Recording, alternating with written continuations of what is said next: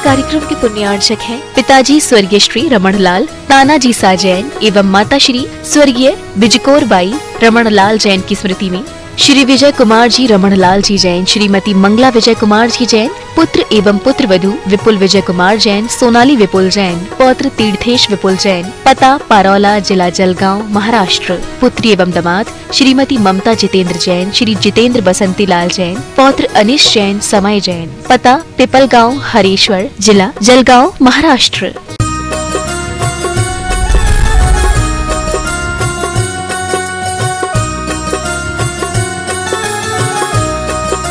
जगत वंदनीय वर्तमान शासन नायक भगवान महावीर स्वामी की, संत श्रवणी आचार्य भगवान विद्यासागर जी महाराज की, परम पूज्य प्रमाणिक संत महामना मुराद प्रमाण सागर जी महाराज की, परम पूज्य अरह सागर जी महाराज की, शाश्वत सिद्ध क्षेत्र सम्मेद शिखर जी की। भक्तजनों, आज मैं पुनः आप सबको प्रतस्तः आचार्य भगवान विद्यासागर जी महाराज के परम प्रवाहक शिष्य महामना मुनिराज प्रमाण सागर जी के श्री चरणों से संबद्ध करने जा रहा हूं।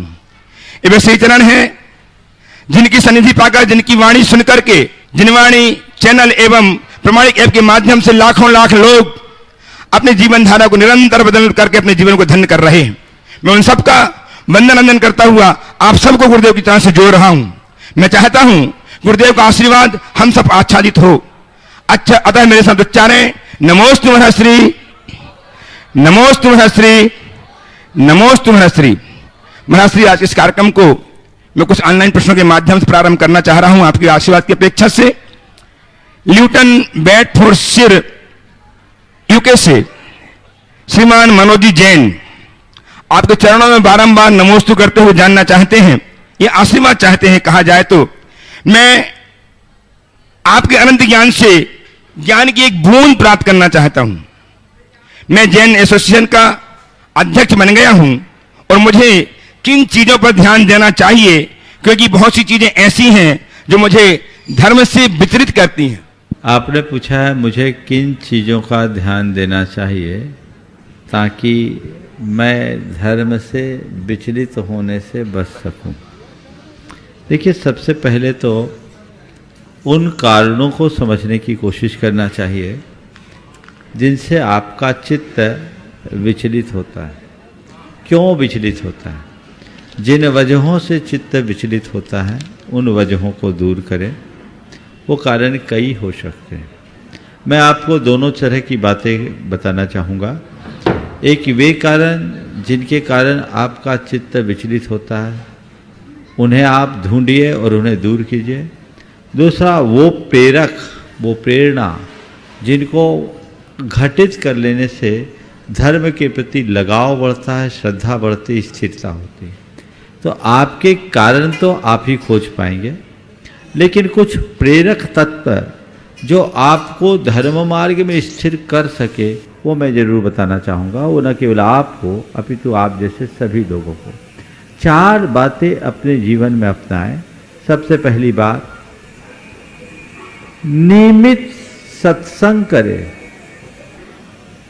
उससे मोटिवेशन मिलता है। आप दूर रह करके भी प्रवचन सुन सकते हैं, लाभ ले सकते हैं। अगर आप नियमित सत्संग करेंगे तो आपकी धर्म के प्रति रुचि उत्तरोत्तर बढ़ेगी। और ये आप अनेक लोगों से पूछ भी सकते हैं। ऐसा अनेक लोगों का अनुभव है कि सत्संग के प्रताप से उनकी न केवल धर्म की प्रति रुचि बढ़ी है अपितु दृढ़ता और स्थिरता भी आई है। तो सत्संग जीवन को मोड़ने का एक बहुत सशक्त माध्यम है। दूसरा, स्वाध्याय करें। कुछ ऐसे ग्रंथों को पढ़ें जिनसे आपको अच्छा मोटिवेशन मिलता हो और आप अपने जीवन की सही दिशा निर्धारित कर सकते हो। तो सत्संग दूसरा नंबर है, स्वाध्याय। तीसरे क्रम में आप रोज अपना अंतर विश्लेषण कीजिए, अपनी समीक्षा कीजिए कि आज मैंने जो कुछ भी किया उसमें क्या सही क्या गलत, किन वजहों से मेरे मन में उचाट आते। जब आप अपनी समीक्षा करेंगे तो आपको वो वजह दिखाई पड़ेंगे और जब वो वजह आपको दिखने लगेंगे तभी आप उनसे बच भी सकेंगे। और चौथी बात, नियमित भावना योग करना शुरू कर दीजिए। यदि आप भावना योग में निरंतरता रखेंगे तो आपके अंदर फिर कुछ कहने की जरूरत नहीं होगी, जो विचलन है वह सब दूर होगा। गुरुदेव, पश्चिम बंगाल के सरमती नगर से कुशल जैन आपके चरणों में कोटि कोटि नमोस्तु करते हुए जानना चाहते हैं, गुरुदेव, हमारे आत्मा और अवचेतन मन में क्या संबंध है? क्या वास्तव में हमारे अवचेतन मन में असीमित शक्तियां हैं? क्या हम जैसे साधारण मनुष्य भी आत्मा की शक्ति का उपयोग करके आइंस्टीन या फिर एलोन मस्क जैसे असाधारण बुद्धि को प्राप्त कर सकते हैं? अगर हाँ तो कैसे? देखिए, आत्मा और अवचेतन मन के संबंध को अगर हम थोड़ा समझना चाहें तो हमें थोड़ा ऐसे व्यापकता से समझना चाहिए, क्योंकि जो लोग अवचेतन मन की बातें करते हैं उनके लिए तो आत्मा का अस्तित्व ही नहीं, वो मन से ऊपर नहीं जाते। पर हमारा दर्शन उससे बहुत आगे है, हम मन से परे आत्मा में जाते हैं। क्योंकि आपने जो बात की है ये थोड़ी सैद्धांतिक बात है और इसे थोड़ा सा समझिए। ये अवचेतन मन क्या है, चेतन मन क्या है और आत्मा के साथ उसका संबंध क्या है, हम अपने अवचेतन मन की शक्तियों को किस तरह से उद्घाटित कर सकते हैं।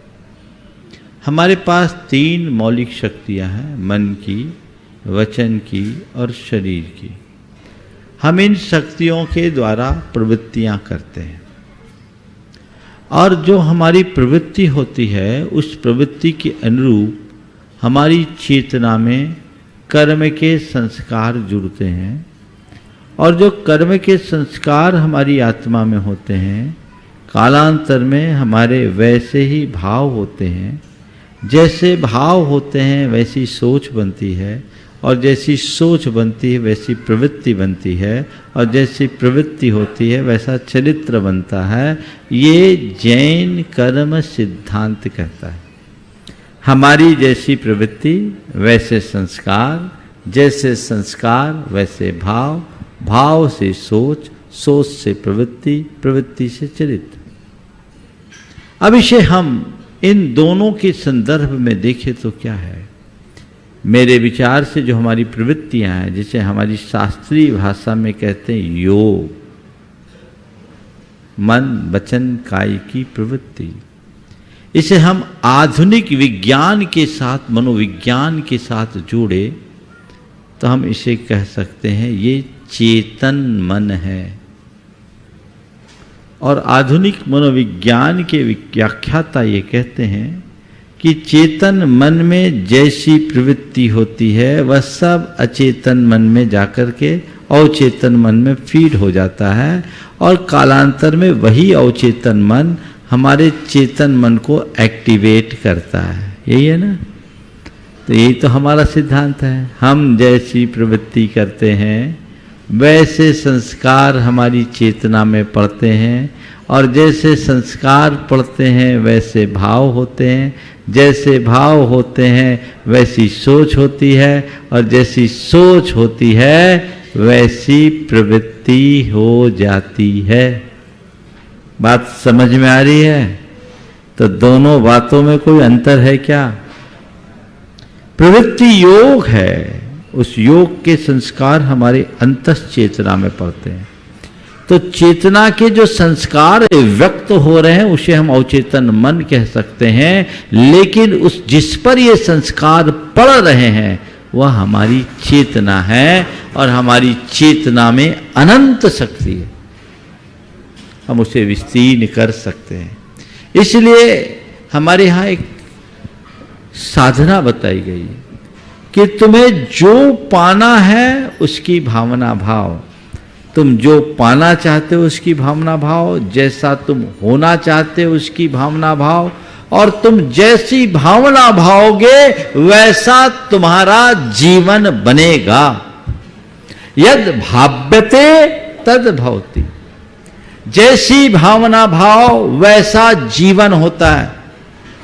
तुम्हें अपनी आत्मा की मुक्ति चाहिए, तुम अपने आप को दुखों से मुक्त करना चाहते हो तो हर पल केवल ये सोचो मैं शुद्ध आत्मा हूँ, मैं शुद्ध आत्मा हूँ, मैं शुद्ध आत्मा हूँ। तो आचार्य कुंद कहते हैं कि तुम हर पल अगर इसी धुन में रहोगे कि मैं शुद्ध आत्मा हूँ, मैं शुद्ध आत्मा हूँ, मैं शुद्ध आत्मा हूँ, तो तुम्हारे अंतश्चेतना में अपने आप को कामी, क्रोधी, लोभी, मोही मानने की जो वृत्ति जमी हुई है वो हट जाएगी और उसकी जगह मैं शुद्ध आत्मा हूँ, मैं चैतन्य आत्मा हूँ, मैं ज्ञान स्वरूप हूँ, मैं सुख स्वरूप हूँ, ये बैठ जाएगी। और जब तुम अपने आप को रागी, देशी, मोही मानने की जगह चैतन्य स्वरूप, ज्ञान स्वरूप महसूस करने लगोगे तो तुम्हारी प्रवृत्ति में अपने आप सहजता आने लगेगी और फिर तुम्हारा जीवन हर पल आनंद से भरा रहेगा। यही भावना योग का मूल है। पश्चिम के लोगों ने भौतिक उपलब्धियों के लिए इन सब का प्रयोग किया और भारत में पारमार्थिक उपलब्धि के लिए इसे चुना गया। तो हमें तो जब पाना ही है तो अपने अल्टीमेट गोल को पाना है, बीच की बात क्या है। और जिससे वो मिल सकता है उससे बाकी सब चीजें तो मिल ही जाएगी। इसलिए वो दृष्टि अपने अंतरंग में जगाना चाहिए। एक बड़ी वैज्ञानिक साधना है और जैन साधना पूरी तरह भावना प्रधान साधना है। पूरा का पूरा समय सार इसी का प्रतिनिधित्व करता है। परम पूज्य गुरुदेव इचलकरंजी महाराष्ट्र से प्रकाश चंद जी पहाड़िया आपके चरणों में बारंबार नमोस्तु करते हुए जानना चाहते हैं। वे कहते हैं गुरुदेव दीपावली में हम दीपक तो जलाते हैं पर तेल खत्म होते ही दीपक बुझ जाता है। गुरुदेव ऐसा क्या करें कि अलौकिक दीपक जल जाए? ये अलौकिक दीपक क्या हो? दीप जलाओगे तेल बुझेगा, बिल्कुल सही बात है। बाहर का दीप तो जब भी जलता है बुझता है। अलौकिक दीपक जलाने के लिए क्या करना है? आप जो दिया जलाते, लौकिक दिया भी जलाते तो कैसे जलाते? कैसे जलाते हैं? उसमें तेल हो, बाती हो, दिया सलाई हो तब ना। और कभी दिया सलाई नहीं हो तो दिया जलाना है, क्या करते हैं?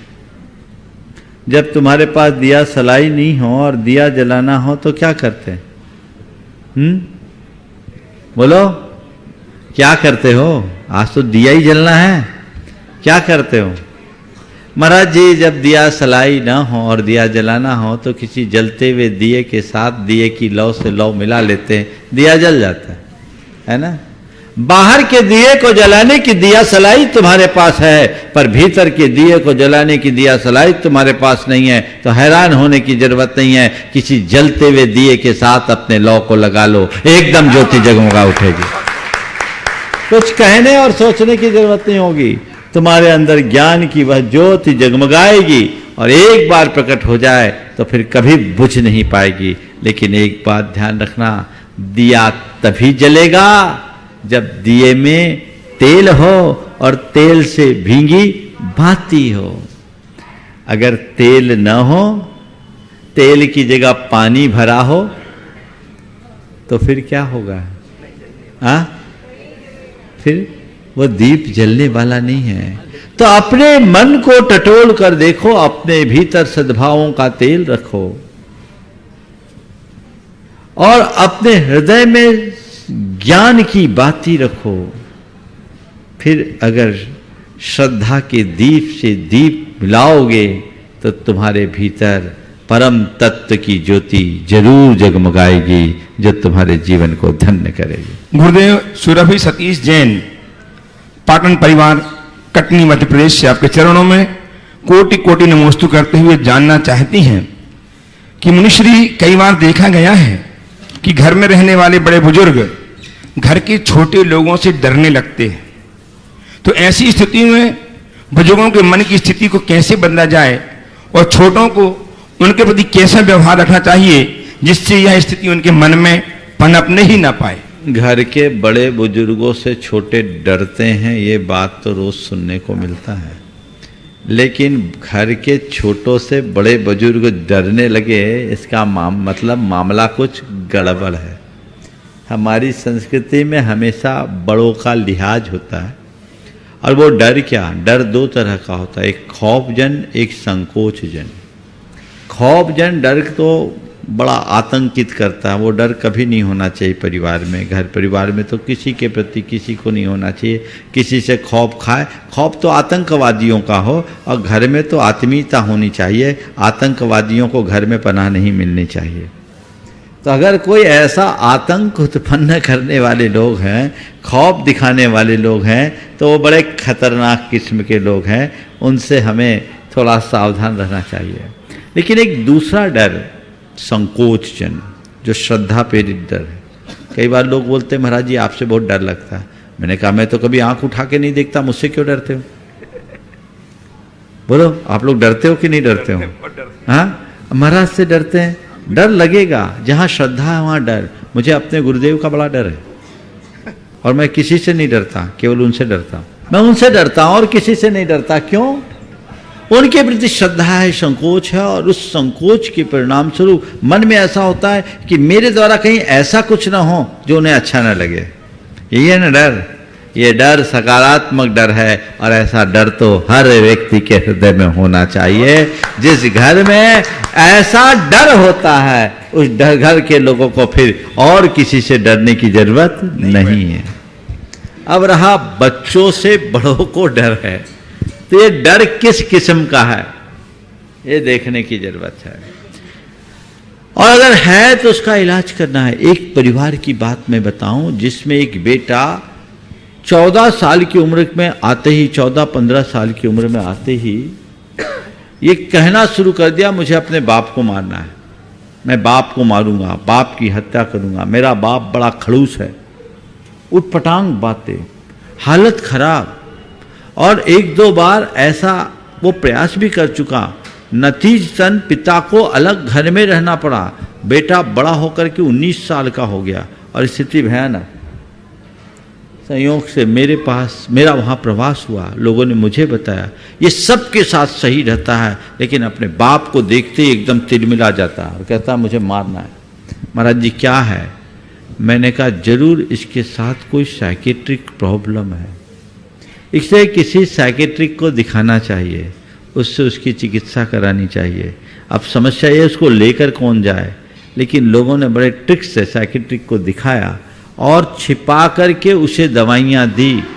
आप सुन करके ताज्जुब करोगे, 3-4 महीने में ही वो नॉर्मल हो गया, और आज भी बहुत अच्छे से रह रहा है। अब उसका विवाह हो गया, बच्चे हो गए, सब कुछ है। वो जो एक समय था वो निकल गया, जिसमें पिता अपने बेटे से खौफ खाए, आतंकित हो।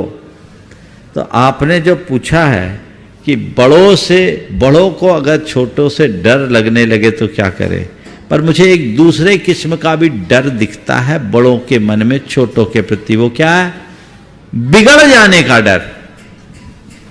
क्यों जी? ये है ना, घर के आज के हर बड़े इस बात से डरते हैं कि मेरा बेटा कहीं बिगड़ न जाए। मेरे संपर्क में एक डॉक्टर हैं, उन्होंने कहा कि महाराज जब मैं मेडिकल कॉलेज में जा रहा था तो मेरे पिताजी सोचते थे मेरा बेटा कुछ बन जाए। जब मैं पढ़ने गया तो मेरे पिताजी सोचते थे मेरा बेटा कुछ बन जाए। आज महाराज मेरे बच्चे पढ़ रहे हैं और मैं सोचता हूं मेरा बेटा बिगड़े नहीं। एक पीढ़ी में इतना अंतर है, मेरा बेटा बिगड़े नहीं। तो यदि ये डर बड़ों के मन में बच्चों के प्रति है तो ये सकारात्मक है, लेकिन इसके लिए उन्हें बहुत समझदारी से काम लेने की जरूरत है। उन्हें प्रतिक्रियाएं देने की जगह थोड़ी सतर्कता और सही सीख और समझाइश देनी चाहिए। सतर्कता रखते हुए उन्हें सही सीख दें, सही समझाइश दें और अच्छे संस्कार दें, ताकि बच्चे भटके नहीं। और बच्चों को भी चाहिए कि वह अपने घर के बड़ों के प्रति उनके विश्वास में खरा उतरे और घर परिवार के संस्कारों को ठीक बनाने की कोशिश करें। गुरुदेव अंतिम ऑनलाइन प्रश्न के रूप में श्रीमती चंदा जी राजकुमार जी जैन राजनांद गांव से आपके चरणों में बारंबार नमोस्तु करते हुए जानना चाहती हैं, गुरुदेव सुख हमारे भीतर है पर सुख हम बाहर में ढूंढते हैं, और अज्ञान या दुख को हम भीतर में अतिथि बना करके रखे हुए हैं। अतिक्रमण चाहे आत्मा के भीतर हो या फिर लोक में, है तो कष्टकारी ही। गुरुदेव, हमारी स्थिति उस मगरमच्छ के समान है जो अपनी प्यास बुझाने के लिए तालाब में रह करके भी 2 लोटा पानी खोजता है। गुरुदेव, ऐसे भ्रम से हम कैसे बचें? बात तो आप खुद ही समझ रहे हैं कि हम मगरमच्छ बने हुए हैं, और मगरमच्छ की तरह रोना रोगे तो यही होगा। पानी में मीन पियासी, मुझे सुन सुन आवे हंसी, ये बहुत पुरानी उक्ति है, सब आपको पता है। जो सवाल आप कर रहे हैं वो आपको पता है, आपको अपने जीवन की वजह भी पता है, फिर भी वही किए जा रहे हैं। क्यों कर रहे हैं? भाई, मैं तो आपसे एक ही बात कहता हूं, तुम्हें जब ये पता है कि मैं गलत गाड़ी में बैठ गया हूं, तो रोना क्यों रो रहे हो? गाड़ी बदल लो, वहां तुम्हें कौन रोक रहा है? महाराज, वो सब तो करेंगे, लेकिन तब तक क्या? अपने अंदर बदलाव लाइए, संकल्प जगाइए, सही रास्ते पर आगे बढ़िए। हम लोगों के साथ एक बड़ी विडंबना है, हम जानते सब हैं पर मानते कुछ नहीं। जिसे हम जानते हैं उसे न केवल जाने अपितु माने, तब हमारा जीवनोद्धार हो सकेगा। आज इस धर्म सभा में गुणातन के संरक्षक श्रीमान प्रमोद जी भारी मुंबई से एवं श्रीमान पुष्पेन जी सविता जी जैन बांदा से उपस्थित हैं। ससम्मान मंच में आमंत्रित हुए आए और मंचासीन होकर के गुरुदेव के मुख से समाधान सुने। श्रीमान प्रमोद जी भारी सपरिवार, श्रीमान पुष्पेन जी सविता जी बांदा सपरिवार तालियां बजाकर अभिनंदन करें। और धर्म और संस्कृति का अद्भुत आयतन परम पूज्य प्रमाण सागर जी महाराज की परिकल्पना गुणायतन। गुणायतन जो कुछ ही महीनों में लोकार्पित होगा, जिसके माध्यम से जैन धर्म की पताका दिग्दिगंतर तक हजारों वर्षों तक फहराएगी। जहां हमारी सोच समाप्त होती है, वहां से पंच गुरुदेव की परिकल्पना प्रारंभ होती है। उस परिकल्पना को साकार रूप देने के लिए बहुत से लोग गुणायतन से जुड़ करके अपने जीवन को धन्य कर रहे हैं। आज भी श्रोमणी संरक्षक के रूप में श्रीमान जयंतीलाल जी, कोडललाल शाह, ताराबेन जयंतीलाल शाह, धर्मेंद्र जयंतीलाल शाह, कोमल धर्मेंद्र शाह, जयेश जयंतीलाल, नीमा जयेश, कमलेश जयंतीलाल, अमी कमलेश, पंकज शाह, नैना पंकज शाह, ऋषभ, खुशबू, ध्रुवित, जैना, मीत, किसा, बंसिका, पूजा, श्रेया, धारा स्टील मुंबई, इन्होंने अपने आप को गुणायतन से श्रोमणी संरक्षक के रूप में संबद्ध किया। बहुत बहुत साधुवाद। पूरे परिवार के साथ आए, गुरुदेव की चरणों की अभिवंदना करें, आशीर्वाद प्राप्त करें और उनका सम्मान करने के लिए मुंबई से श्रीमान प्रमोद जी भारी साहब संरक्षक गुणायतन, श्रीमान सुभाष जी जैन सीईओ गुणायतन, ये आए और इस पूरे परिवार का अंग वस्त्र उठा करके सम्मान करें। इनके माथे में शाफा पहना करके सम्मान करें। श्रीमान, आपकी तालियां लगातार बजे। इन्होंने आप अपने आप को आज गुणायतन के श्रोमणी संरक्षक के जुड़ करके वो अपने जीवन को स्वर्णिम बनाया है। ऐसी स्वर्णिम क्षणों में, जबकि अपने जीवन स्वर्णिम बना रहे हैं, हम अनुमोदना करके अपने जीवन को भी स्वर्णिम बनाएं। श्रीमान जयंतीलाल जी, कोडरलाल शाह परिवार, मुंबई, धारा स्टील मुंबई, आप सम्मान करेंगे। श्रीमान प्रमोद जी भारी साहब मुंबई से संरक्षक गुणायतन सम्मान करेंगे। श्रीमान सीईओ गुणायतन सुनील जी के साथ करने वाले। और आपकी तालियां लगातार इनके अभिनंदन में बजती रहनी चाहिए। ये वे क्षण है बंधुओं, जबकि हम किसी की अनुमोदना करके अपने जीवन को पुण्य से संपन्न कर सकते हैं। ये पुण्य से संपन्न करने का सौभाग्य हमें प्राप्त हुआ है। हमें सिर्फ कलतर ध्वनि करनी है, जय जय नाद करना है, और उसके माध्यम से हम श्रीमान राजन जी बड़कुल,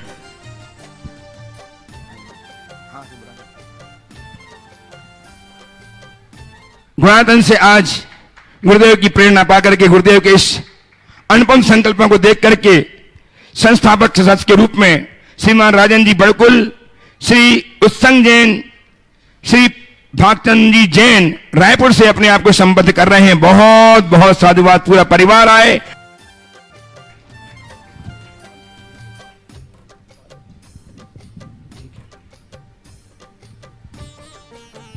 बंधुओं, गुरुदेव की परिकल्पना जो हम देख रहे हैं, पंचायत शैली का मंदिर और गुणायतन की थीम, जिसे देख करके आप निश्चित ही, और क्लिप जो आपको कार्यक्रम के बाद दिखाई जाती है,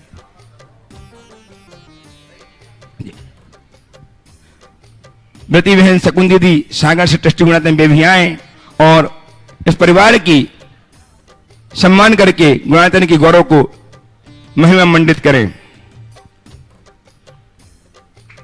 आपकी तालियां निरंतर बजती रहें। वे परिवार तैयार रहे। रायपुर से श्रीमान राजन जी, बड़कुल जी जैन, उत्संग जैन, पिता श्री भागचंद जी जैन रायपुर तैयार रहेंगे गुरुदेव की अभिवंदना करने के लिए, और हम तैयार हैं इनके सम्मान करने के लिए जो आप गुणायतन से ट्रस्टी ग्रुप में संबद्ध हो रहे हैं। आगे आ जाएं। रायपुर से राजन जी बड़कुल परिवार आगे आए।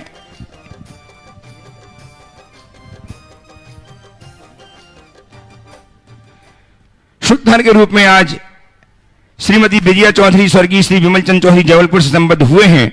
आपकी तालियां इनके इस उदार आशय को ध्वनि गलगल ध्वनि से अनुमोदित करें। और आज श्रीमती प्रतिभा पैसा बरगले, श्री पैसा सत्यपा बरगले पुणे से अपने आप को शुद्धार के रूप में संबद्ध करके जीवन को धन्य करें। वे आए, सपरिवार गुरुदेव की अभिवंदना करें, आशीर्वाद प्राप्त करें। आज हमारे बीच में ब्रह्मचारी भाई श्री धर्मेंद्र जी, उनके दमान श्रीमान राजन जी रूपा से उपस्थित हैं, वे आ जाएं और उनका सम्मान श्रीमान पुष्पेंद्र जी सविता जी संरक्षक गुणायतन सम्मान करके गुणायतन गौरव को गौरवान्वित करें।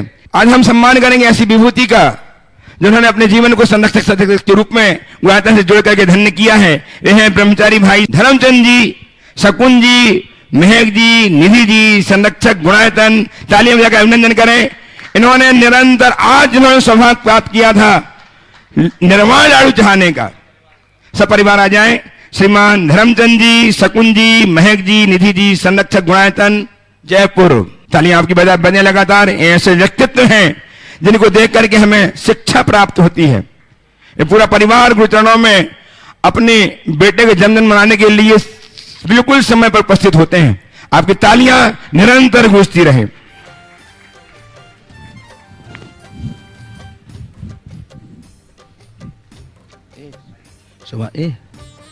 गुरुदेव के चरणों में वंदना करें, आशीर्वाद प्राप्त करें। श्रीमान सुभाष चंद्र जी सेवन प्रचार मालथोन सागर से वे भी आए और गुरुदेव के चरणों की वंदना करके आशीर्वाद प्राप्त करें।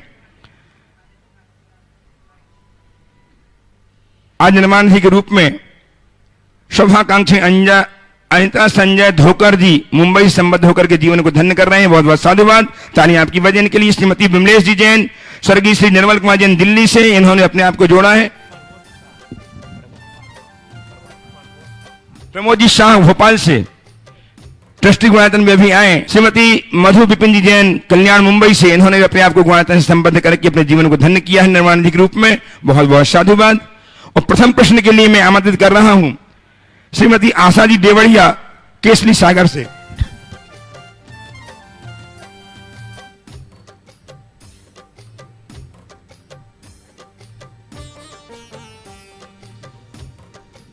उपस्थित हो श्रीमती आशा जी देवड़िया केसली सागर से। तैयार हैं श्रीमती निधि जी जैन गुड़गांव से। नमोस्तु महाराज जी, नमोस्तु महाराज। पहले प्रश्न के लिए श्रीमती आशा देवड़िया केसली उपस्थित हो। नमोस्तु महाराज जी, नमोस्तु महाराज जी। अरे सागर महाराज जी, प्रमाण सागर महाराज जी, नमोस्तु महाराज जी।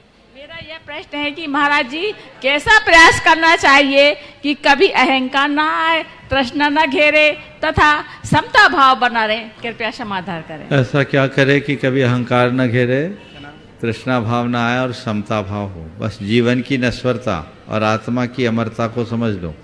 कर्म सिद्धांत पर विश्वास करते रहो, ना अहंकार आएगा, ना तृष्णा बढ़ेगी और समता अपने आप बनी रहे। नमोस्तु महाराज जी, नमोस्तु महाराज जी। और दो लाइनें बार बार गुनगुनाओ। आत्म के अहित विषय कसाय, इनमें मेरी परिणति न जाए। बस इसको अपने चिंतन का अंग बना ले, सब ठीक होगा। ओ उपस्थित हो श्रीमती निधि जी जैन गुड़गांव से। तैयार हैं नेहा जैन अहमदाबाद से। नमोस्तु गुरुवर, नमोस्तु गुरुवर, नमोस्तु गुरुवर।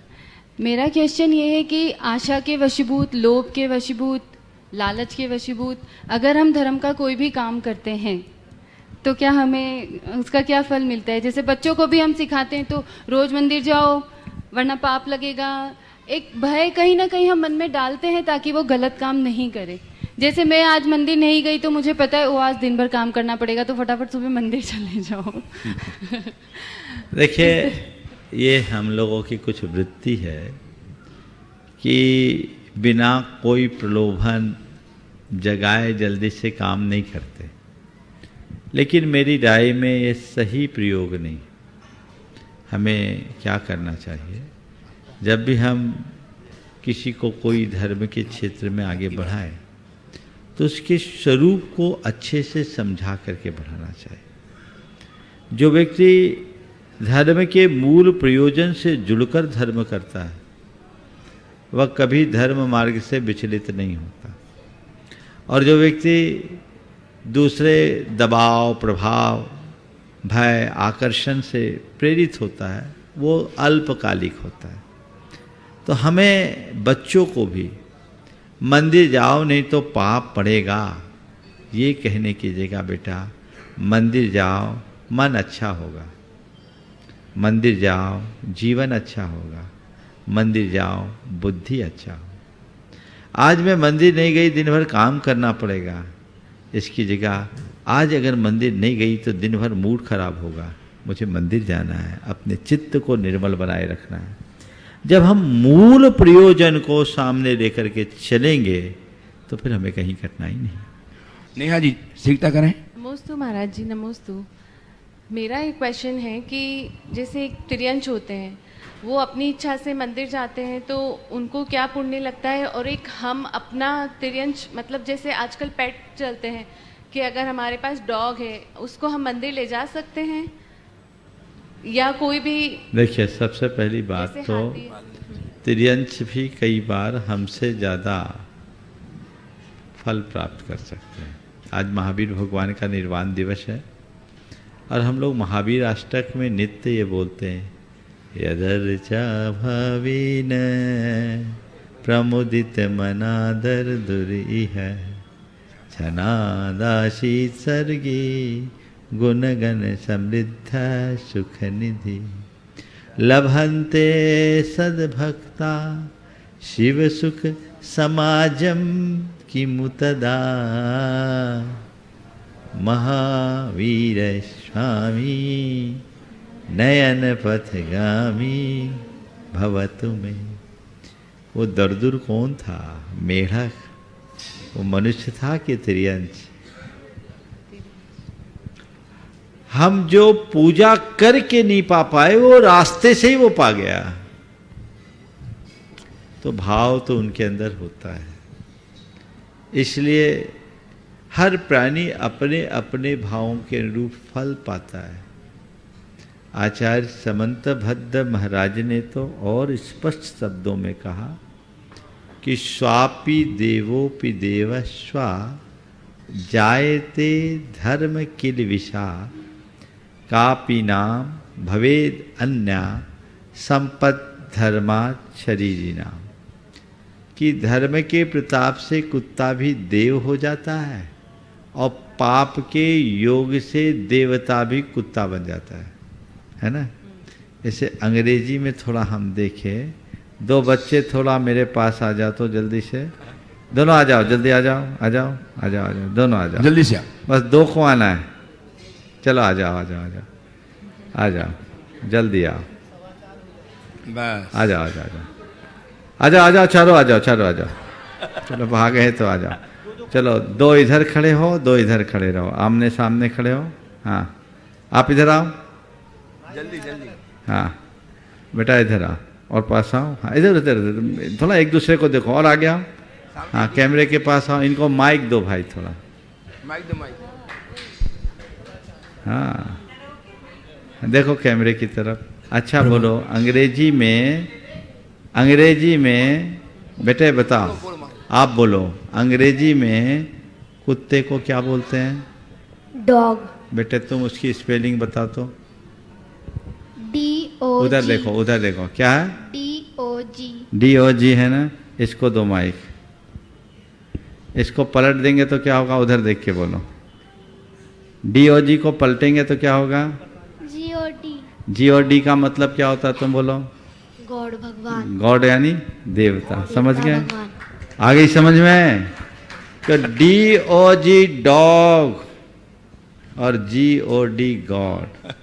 गॉड अगर उल्टा काम करता है तो डी ओ जी डॉग बन जाता है, और डॉग अगर सीधा काम करता है जी ओ डी गॉड बन जाता है। समझ में आ गई? समझ में आ गई बात? इतनी जल्दी क्यों भाग गए तुम लोग? ठीक है जा। तो इससे क्या सीखने को मिला? इधर इधर आओ, चारों चारों आओ, फुकट में थोड़ी हो रहेंगे। हाँ, इससे क्या सीखने को मिला कुछ पता है? कोई लेसन लिया आप लोगों ने? क्या लिया?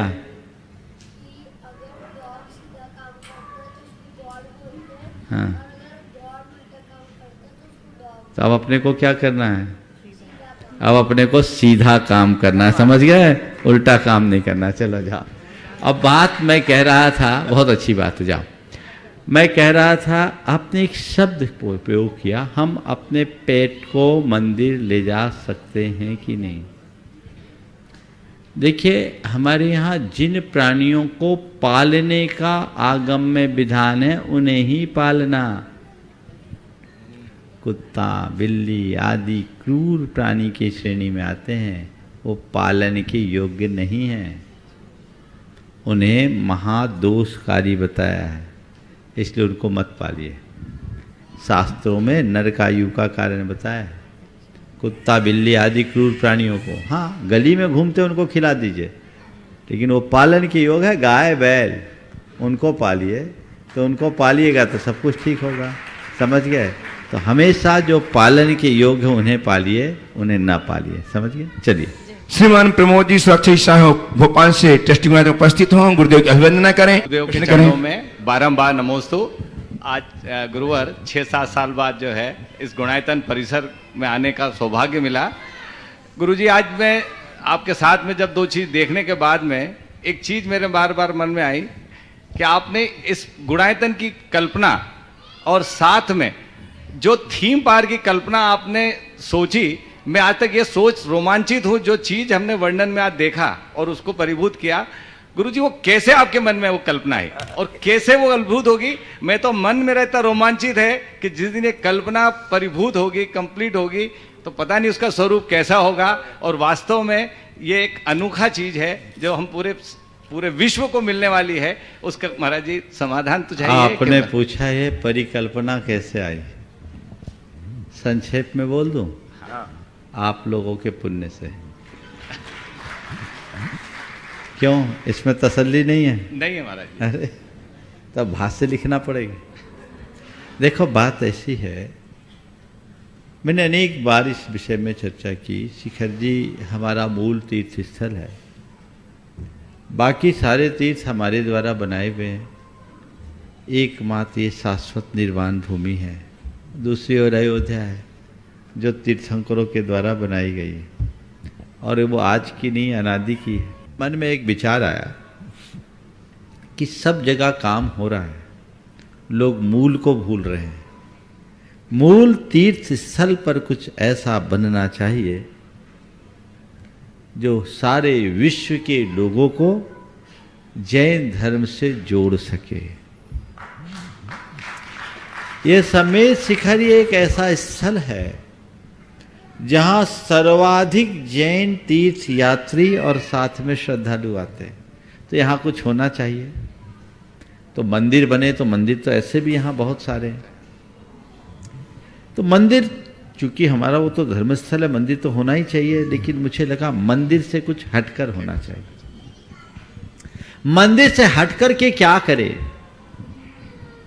तो मेरे मन में भाव जगा था कि कुछ ऐसा हो जिससे लोग जैन तत्व ज्ञान को प्राप्त कर सके।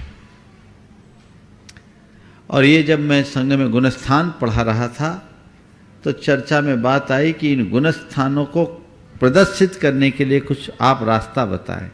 तो वही बात मेरे मन में आई, क्योंकि मैं गुणस्थानों की जब भी विवेचना करता हूं उसे बहुत व्यवहारिक तरीके से बताता हूं। तभी मेरे मन में आया कि अगर हमने 14 गुणस्थानों को केंद्र बनाकर कोई प्रस्तुति दी तो हम अपने आने वाली पीढ़ियों के लिए बहुत कुछ दे सकेंगे।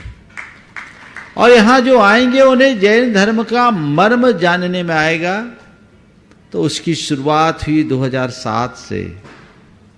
6 में भाव बना, 7 से सोचना शुरू किया और 2007 से 2017 तक खूब R&D चली। 3 स्टोरी बोर्ड बन गई। मंदिर वगैरह का काम तो अपनी गति में था, लेकिन मैं चाहता था यहां ऐसा कुछ बने जिसे देखते ही लोगों के मुख से वाह निकले। वो मेरे मन को संतुष्टि नहीं दे पाए। मैं लगातार प्रयास करता रहा।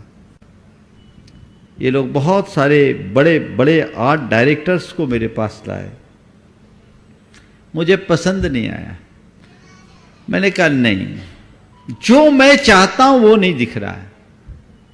अंततः फिर ये कल्पनाएं बढ़ती गई और जो वर्तमान का रूप आप देख रहे हैं, हमारा मन था कि हम समोसरण की संरचना भी लोगों को प्रदर्शित करें और जैन वाङ्मय के सार को लोग जान सके, क्योंकि आज की पीढ़ी के पास अब पढ़ने की न तो रुचि है न समय।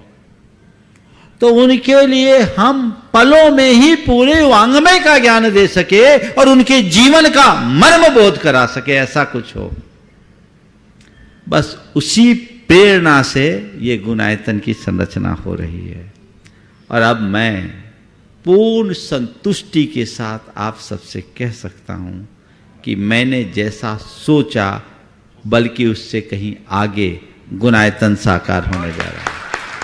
आप लोगों ने देखा है, काम बहुत बड़ा है, एक महत्वाकांक्षी योजना है और ये बहुतों के सहयोग से ही फलीभूत होगा। लेकिन मुझे मालूम है ये कार्य पूरा होगा और आने वाली पीढ़ियों का उद्धारक होगा। इसलिए इस संदर्भ में मैं सभी से यही कहूंगा, भगवान का रथ चल पड़ा है। ये जगन्नाथ का रथ है, निकला है, अपने गंतव्य पर जाकर के ही रुकेगा। तुम तय करो कि इसमें हम कितना हाथ लगाते हैं, वो तुम्हारा सौभाग्य है। ये सौभाग्य आप सबका होना चाहिए। तो ये प्रयास है। आज मुंबई से धारा स्टील की धारा यहाँ बही है। धर्मेंद्र भाई आज परिवार के साथ आए और उन्होंने देख करके बड़ा प्रमोदित मन से पूरा का पूरा परिवार आज गुणायतन के शिरोमणि संरक्षक के रूप में जुड़े। बहुत बहुत प्रसन्नता है। मुझे तो मालूम ही नहीं था। जब मालूम पड़ा कि ये धारा स्टील वाले हैं तो गुणायतन के महामंत्री अशोक जी ने मुझसे कहा, खबर भिजवाए, बोले महाराज जी बहुत बड़ा ब्रांड है धारा का, ये बड़े हैं। चलिए, मुझे नहीं मालूम कैसा ब्रांड है, पर मैं तो ये जानता हूँ जो गुणायतन से जुड़ गया वो तो अपने आप में सुपर ब्रांड बन ही गया। अब उसकी शुरुआत है। ये धारा बहती रहनी चाहिए। मेरा इस परिवार को भी यही आशीर्वाद है। धर्मेंद्र भाई, जयेश भाई, कमलेश भाई और पंकज भाई, ये पूरे भाई है।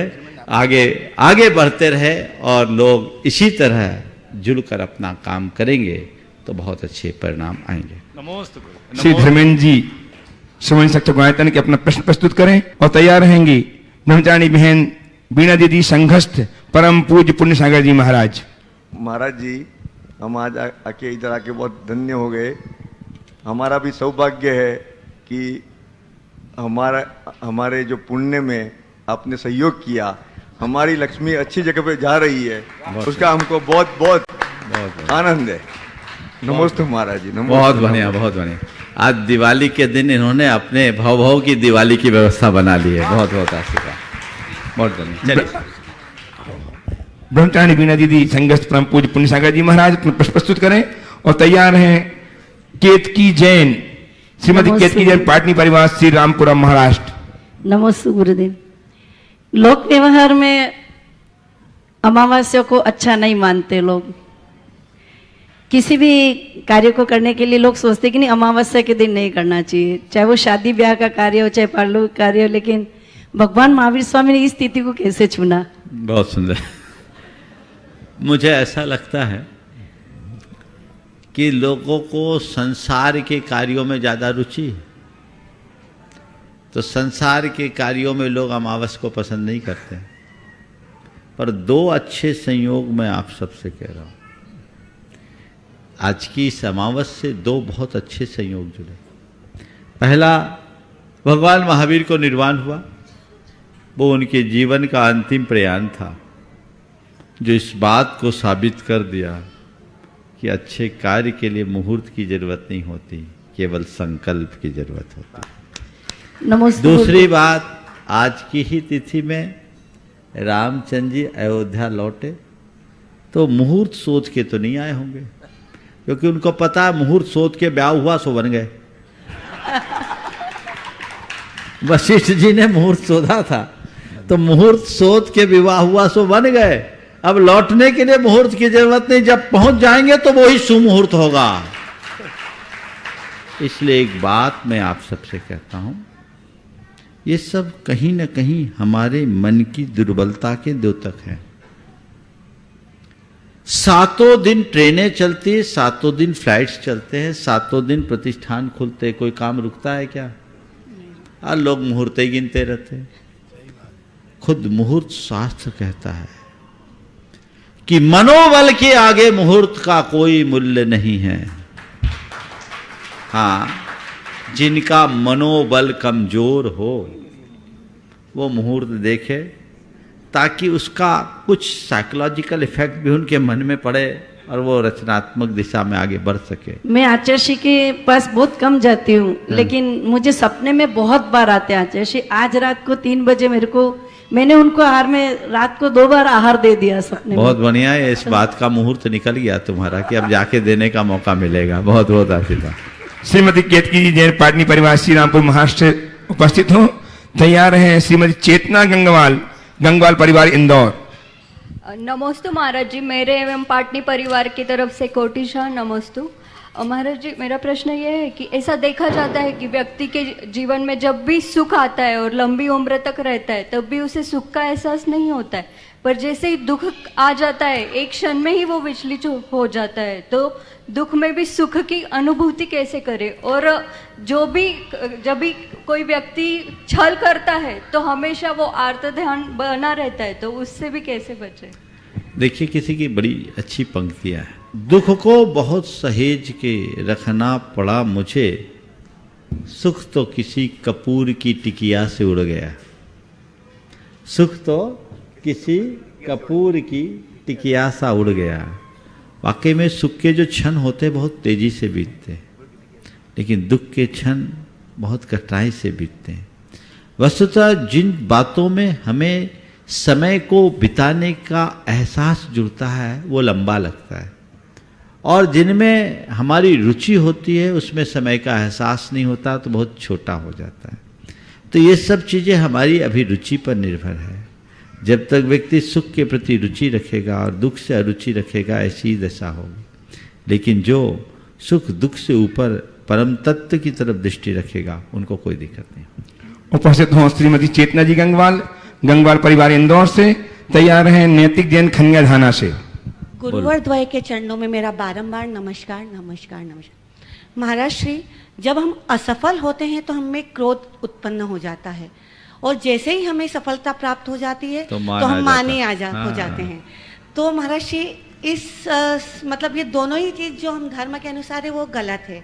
तो ऐसे समय में हमें किस तरह परिस्थिति का सामना करना चाहिए या अपने आप को किस तरह से रखना चाहिए? असफलता में क्रोध और सफलता में मान, ये दोनों मनुष्य की दुर्बलता है, और मेरी दृष्टि से दोनों एक प्रकार की फिसलन है। मैं आपको एक रास्ता बताता हूँ जिससे असफलता में क्रोध नहीं और सफलता में मान नहीं। होना ये चाहिए कि जब असफलता हो हम उसके कारणों की समीक्षा करें, यानी बोध जगाए। असफलता में बोध और सफलता में शोध, यदि ये दोनों बातें जुड़ जाए तो न क्रोध होगा न मान। नमोस्तु महाराज जी, नमोस्तु महाराज। उपस्थित हो नैतिक जैन खनिया धाना से। तैयार हैं श्री जयघोष जैन कपिलापुरी महाराष्ट्र से। नमोस्तु महर्षि, टूटते हुए रिश्तों को कैसे बचाएं? टूटते हुए रिश्तों को कैसे बताएं? अभी तुमने रिश्तों को समझा नहीं, सवाल कहाँ से आ गया? ये सवाल किसने दिया? तो अपने मामा है ना, तो सवाल तुम्हें पूछना था। बच्चों से तो बच्चों जैसा ही सवाल में मजा आता है ना। बस तुम अपने मामा से बोलना कि जो अपने मामा पने को बनाए रखना, पर मामागिरी मत दिखाना।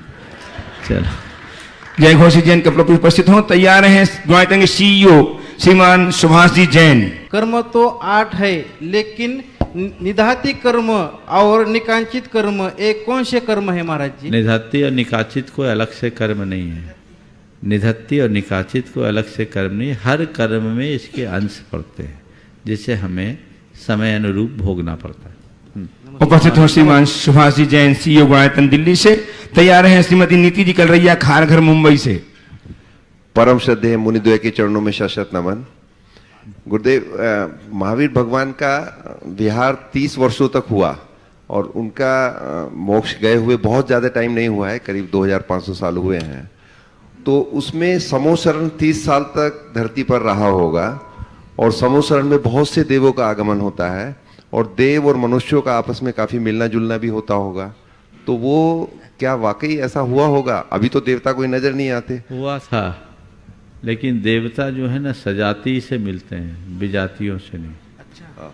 जब भगवान का विहार होता था तो आदमियों में भी देवत्व प्रतिष्ठित हो गया था। चौथा काल था, सतयुग था, तो मनुष्यों के अंदर देव भाव की प्रबलता थी, इसलिए देवता अपना संवाद बनाए रखते थे। जब से मनुष्य में देवत्व की जगह हैवानियत आ गई तो देवताओं ने अपना किनारा काट लिया, इसलिए वो आज पास नहीं आते। नमस्ते। श्रीमती नीति जी कलरैया खारघर मुंबई से ट्रस्टी उपस्थित हों।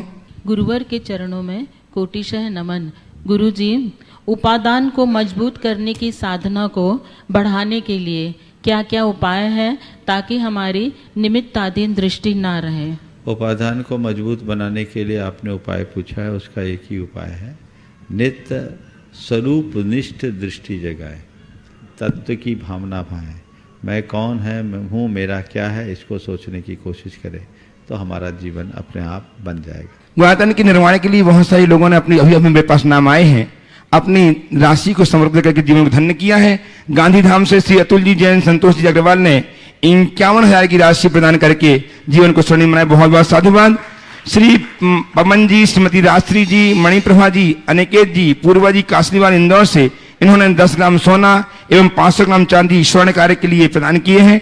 श्रीमती आशा जी जैन, वाइफ ऑफ विमल जैन, इन्होंने भी सोने की बाली जो 4.38 ग्राम की है प्रदान करके जीवन को धन्य किया है। बहुत बहुत साधुवाद। श्री मित्तल कुमार सरैया, महावीर सरैया, दाहोद गुजरात से, इन्होंने 11,000 की राशि।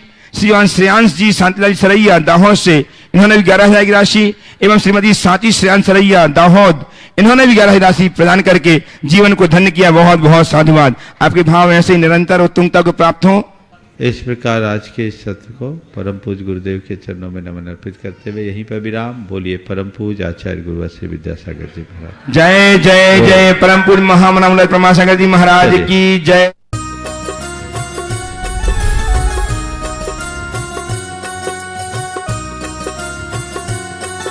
इस कार्यक्रम के पुण्यार्चक थे पिताजी स्वर्गीय श्री रमणलाल तानाजी सा जैन एवं माता श्री स्वर्गीय बिजकोर बाई रमणलाल जैन की स्मृति में श्री विजय कुमार जी रमणलाल जी जैन, श्रीमती मंगला विजय कुमार जी जैन, पुत्र एवं पुत्र वधू विपुल विजय कुमार जैन, सोनाली विपुल जैन, पौत्र तीर्थेश विपुल जैन, पता पारौला, जिला जलगांव, महाराष्ट्र। पुत्री एवं दामाद श्रीमती ममता जितेंद्र जैन, श्री जितेंद्र बसंती लाल जैन, पौत्र अनिश जैन, समय जैन, पता पिपलगांव, हरेश्वर, जिला जलगांव, महाराष्ट्र।